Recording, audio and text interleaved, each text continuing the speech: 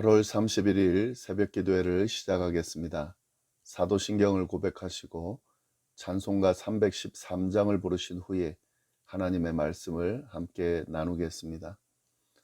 오늘 하나님께서 저희에게 주신 말씀은 창세기 17장 15절부터 27절까지의 말씀입니다.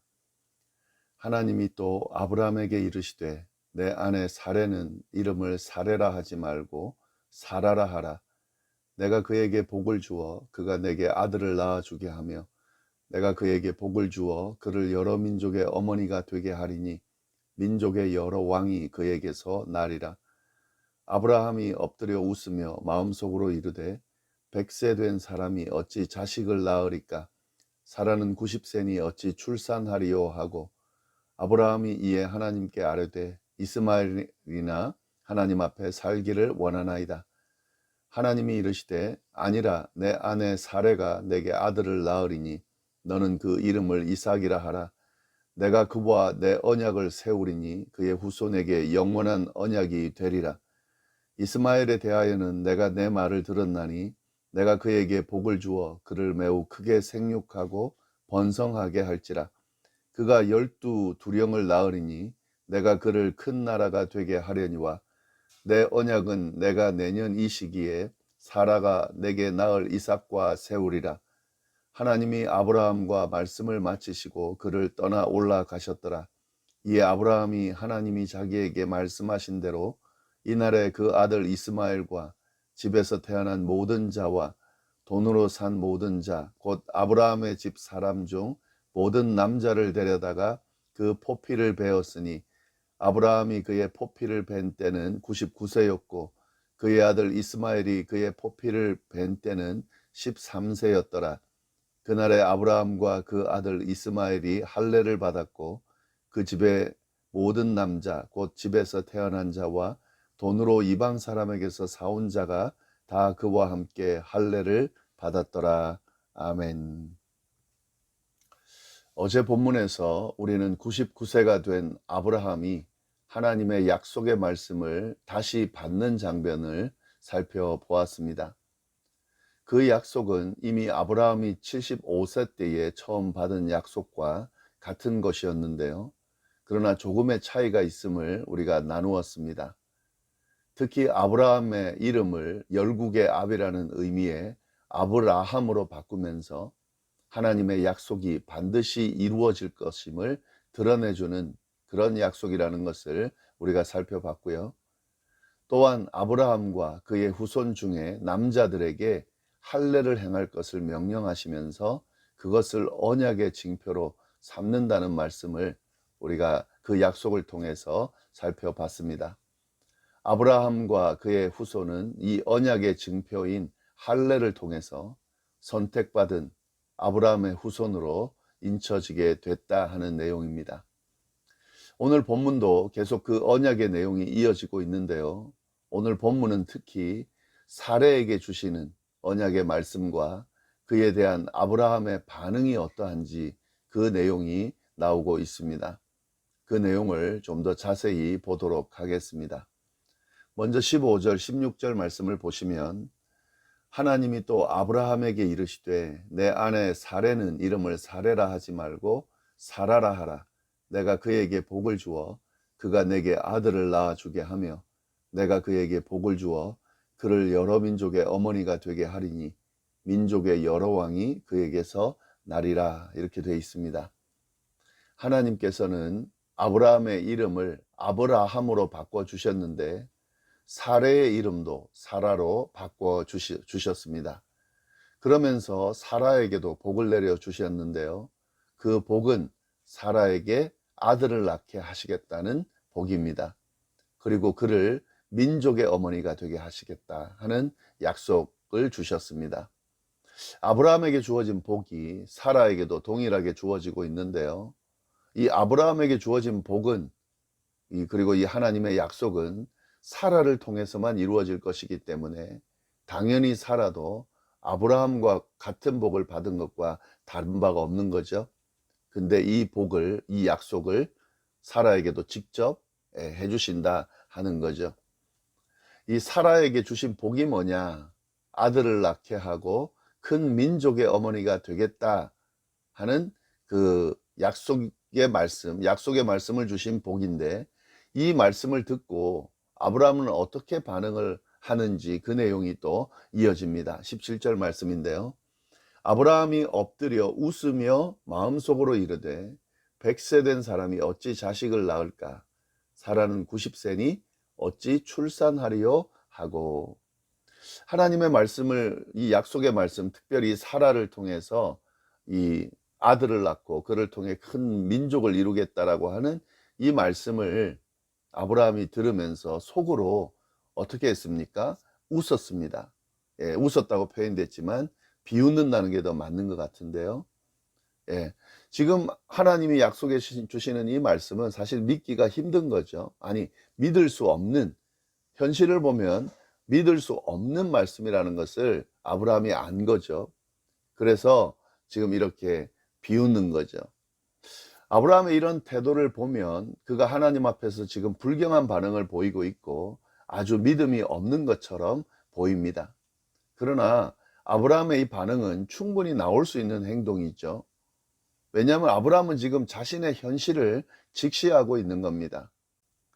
100살이나 되는 자신과 90살이나 되는 사례를 통해 아들을 낳겠다고 하시는 말씀, 이건 하나님의 말씀이지만 당연히 웃음이 나올 수밖에 없는 상황이죠. 생물학적으로 아이를 가질 수 없는 나이들이기 때문에요. 하나님의 약속이 이루어진다라는 생각을 할 수가 없는 거죠. 예, 18절 말씀을 보면 아브라함의 마음을 더 잘 알 수가 있습니다.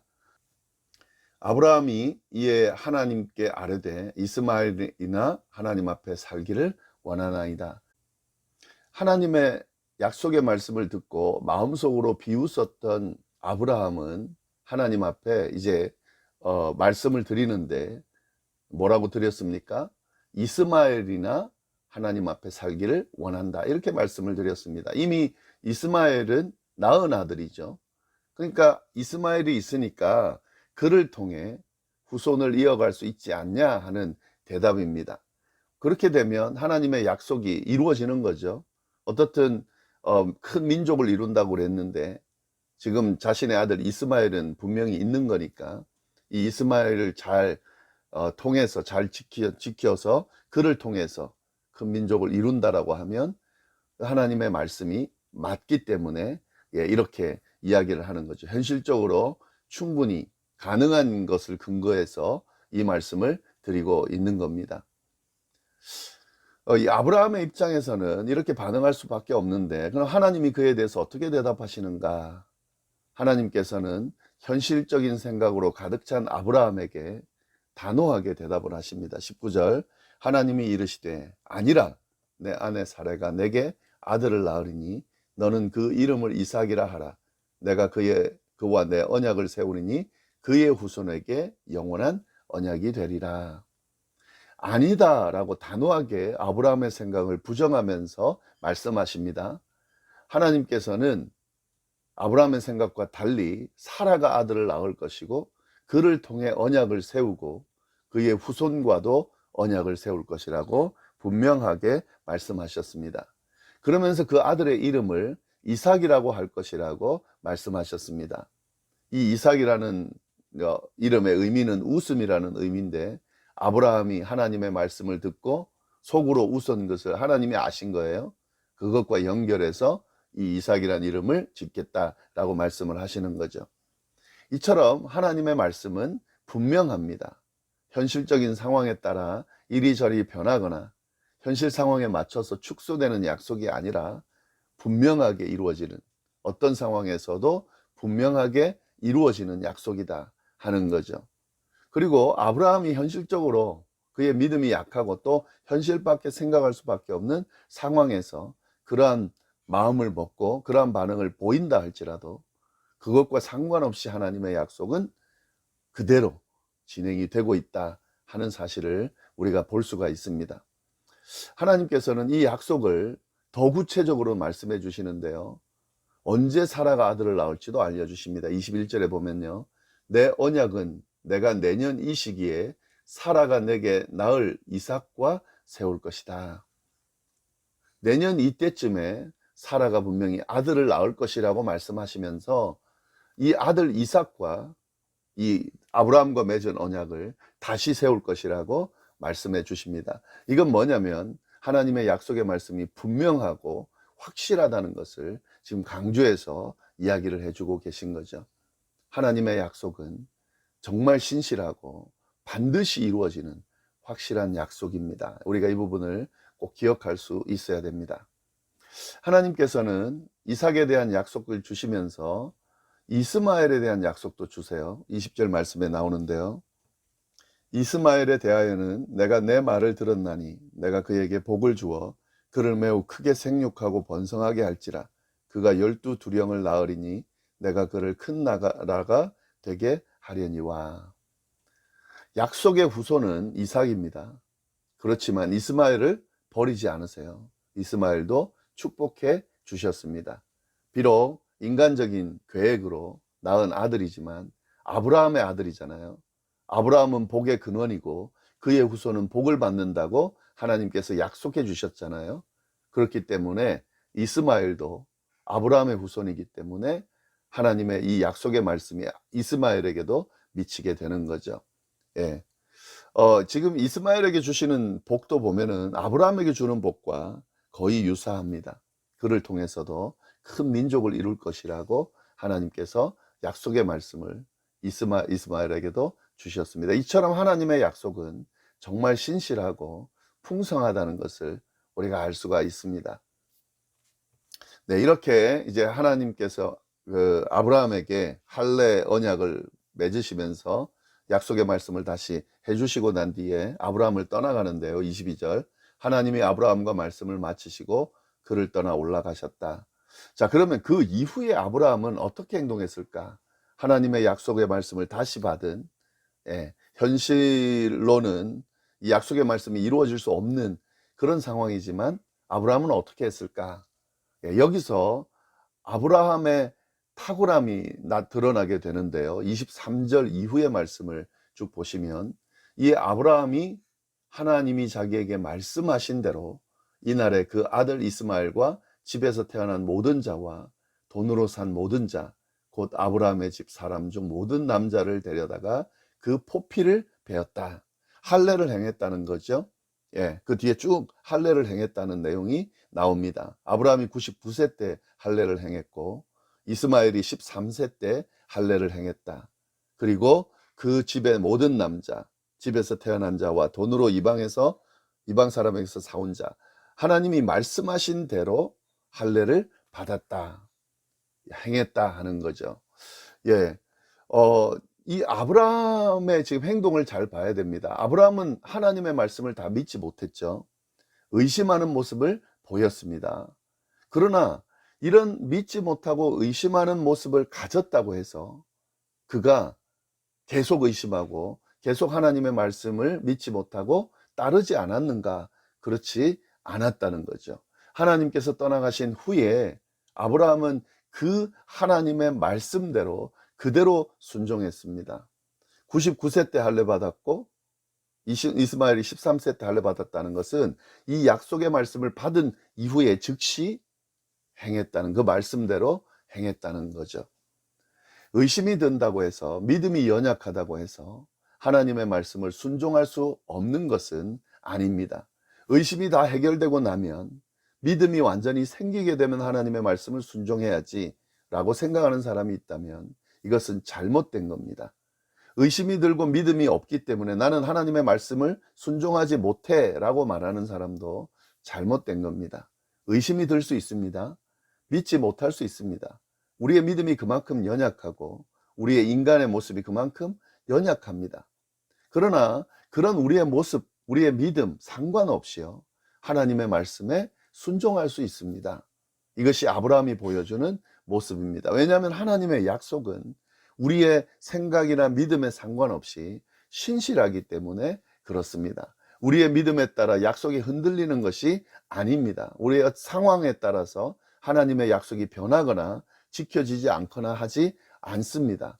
어떤 상황에서도 하나님의 약속의 말씀은 분명히 이루어지고 변하지 않기 때문에요, 그 약속의 말씀을 붙드는 겁니다. 그 약속의 말씀을 순종하는 겁니다.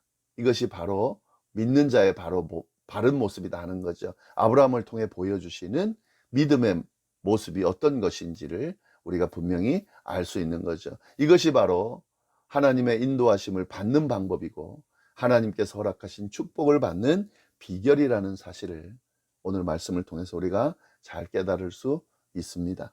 이 말씀 좀 잘 정리하시면 좋겠습니다. 기도하겠습니다. 하나님 아버지 감사합니다. 오늘 하루 하나님께서 허락하신 날, 귀한 날, 복된 날 잘 보낼 수 있도록 주여 역사하시고 오늘 주신 말씀에 근거해서 오늘 하루를 잘 보낼 수 있도록 인도해 주옵소서. 하나님께서 주신 약속의 말씀은 어떤 상황에서도 우리가 신뢰하고 지킬 수 있는 말씀입니다. 그 약속입니다. 하나님, 이 약속의 말씀을 우리가 꼭 붙들고 그 약속의 말씀을 따라 순종하는 삶이 될 수 있도록 인도하여 주옵소서. 때로는 의심이 들고 때로는 믿음이 연약할 때가 있지만 때로는 상황 때문에 믿을 수 없는 상황에 처할 때도 있지만 그럼에도 불구하고 변하지 않는 하나님의 약속의 말씀인 것을 우리가 믿고 그 말씀 붙들고 그 상황들을 잘 이겨내고 또 그 믿음을 가지고 하나님께서 주신 복을 받아 누리게 되는 저희의 삶이 될 수 있도록 인도하여 주옵소서. 함께 해주시리라 믿고 이 모든 말씀 예수님의 이름으로 기도드립니다. 아멘.